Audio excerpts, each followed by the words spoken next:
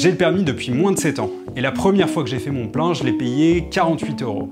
Si je devais refaire le même plein aujourd'hui dans la même station-service, je le payerais 90 €. Alors je sais pas vous, mais moi, ça pique. J'ai beau être matinal, j'ai mal. Qu'est-ce que proposent les candidats pour faire baisser vos dépenses de carburant? On va voir ça ensemble.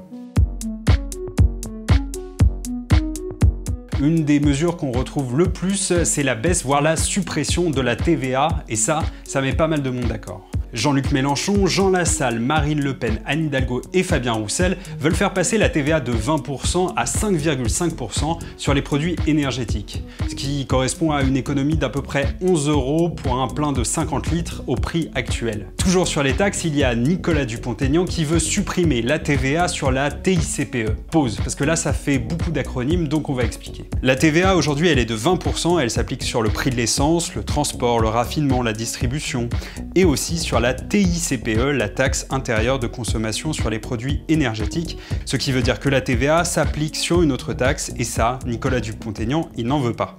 Si on reprend notre calcul de tout à l'heure, ça ferait une économie d'environ 7 € pour un plein. Et enfin, il y a Nathalie Arthaud, elle c'est plus simple, elle veut carrément supprimer la TVA pour les travailleurs. L'autre levier sur lequel veulent agir les candidats, ce sont les aides comme le chèque énergie qui est aujourd'hui de 100 €. Yannick Jadot veut le monter à 400 € et Fabien Roussel, lui, fait tapis et propose 700 €. Ça va? Je vous ai pas perdu avec tous ces chiffres? Non, mais parce qu'il nous reste encore deux mesures les plus originales. D'abord celle de Jean-Luc Mélenchon qui veut bloquer les prix de l'essence à 1,40 €. Pourquoi 1,40 €? Parce que la première fois que je l'ai proposé, il était à 1,40 €. Et la différence, eh bien, elle serait à la charge des pétroliers.